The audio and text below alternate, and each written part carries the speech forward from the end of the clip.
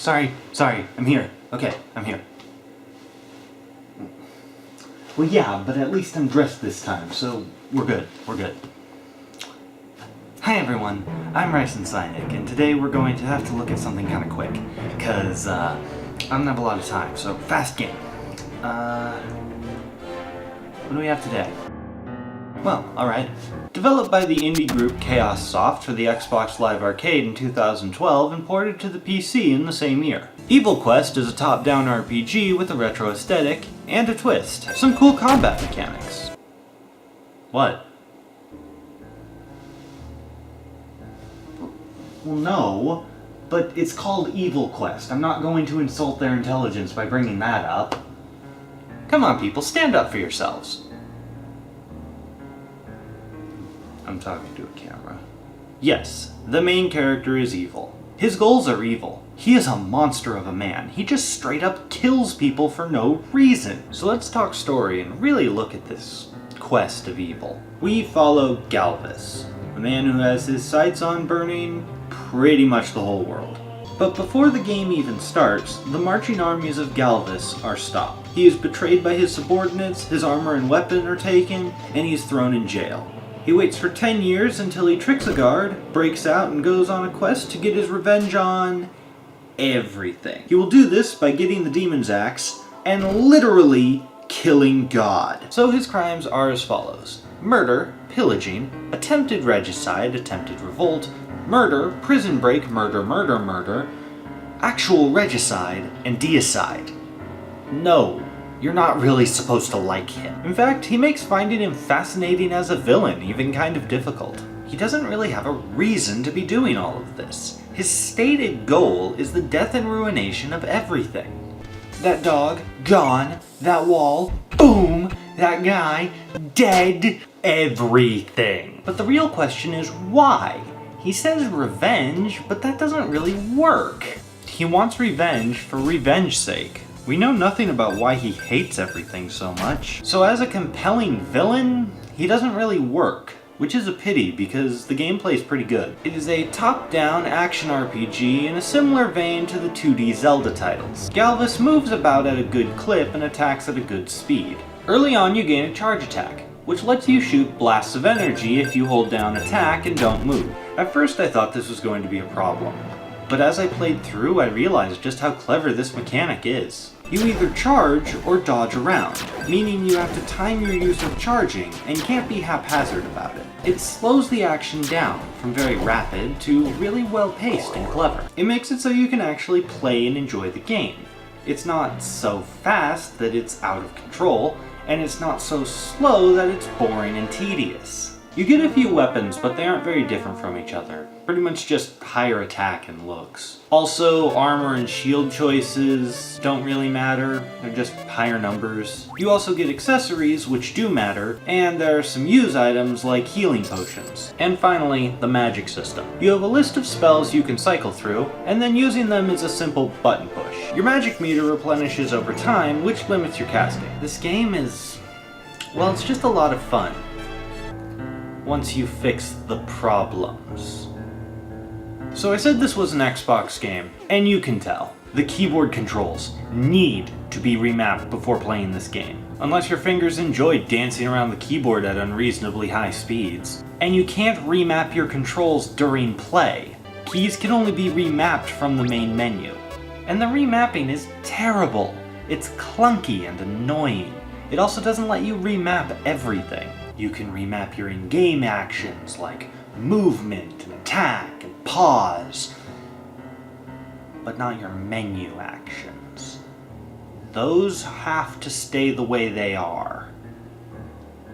And dialogue is a menu. So let me paint this picture for you. You're playing through a dungeon and having a good time. You are just in this game. You are enjoying the action when you come across a chest. Oh cool, you think to yourself, that may have things I want in it. So you go up and you open it, and you get the item, and the chime plays. Okay, cool, so you got the item, so you hit the attack button, because obviously that's how you continue dialogue, that's how you open the chest, and nothing happens. So unless you had left the attack button as enter, which why would you do that? Who makes their attack button enter? It makes no sense. You have to move your hand from wherever you had it on the keyboard, which for me was over by Z and X, so I have to cross over the entire keyboard every time I find a treasure chest and hit enter to be able to move that dialogue along. This happens every single time. And some of you might be thinking, oh, well that's not that big a deal. This was clearly an Xbox-made game, so you could just use a gamepad. Well, the gamepad has its own problems! Do you not like the gamepad setup? Do you want attack to be on a different button? Or maybe jump doesn't quite work for you where it's placed and you'd like it somewhere else? Well, too bad. Gamepad controls can't be changed at all. You can't remap anything. Why? These control problems are the worst part, absolute worst part about this game. They hold it back in the worst way. I really like this game. And it is just held back by these problems. So,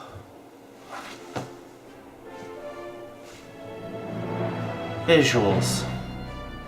This game is retro-styled, and while some parts do look really silly, like just take a look at his walk and jump animations, it does come together pretty well. The detail on Galvus is very nice, and that attention is not left out of the other sprites.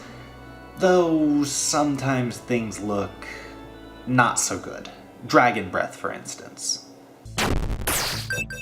Ew. And some of the cutscene shots don't look very good, with faces and things looking kind of melted. Time to look at our good, bad, strange, and bland. The good is the music and the sound. It is really good. While it may not always fit the overall tone, the music works really well, and gave the world a much better feel to explore and destroy. The sound designer needs to be commended for good use of silence as well, as it gives some moments really good tension. My favorite song is the open field music.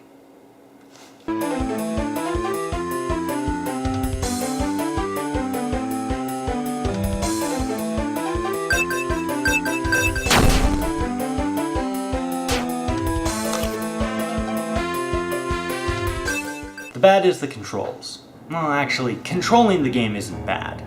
The game plays pretty tightly, but those control options are just awful.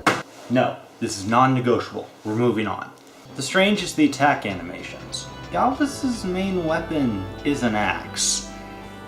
Why does the axe not move in an arc? Galvus only attacks directly in front of him. I mean, it might be for gameplay purposes, but you don't stab with an axe. If you wanted to make the attack only directly in front of him, why is the main weapon not a spear? I mean, you get a spear. Are axes just more evil? Is it a stabbing axe? What's happening here? And finally the bland, armor, shield, and weapons. They don't really do anything, so you aren't really making choices. It's just bigger numbers. I mean, the choices don't really need to be that big a deal. It's like bigger numbers or reduced charge time. Now the accessories, those are interesting choices. But armor, shield, weapons, no. To sum it all up, I like this game. A lot. It is short, only maybe 3 hours, but it was an enjoyable time. Chaos Soft has announced a sequel in the works, but I don't know if that's still a thing. I really want it to be a thing because it looks like Galvus might actually be a character this time. Please? Please? Please? EvilQuest is a good time, shortened with some control issues, but a good time nonetheless. EvilQuest is available on Steam and Desura for $1.99. Till next time, I'm Ryson Sinek, and I'm gonna go see if they have capes in my size. Goodbye.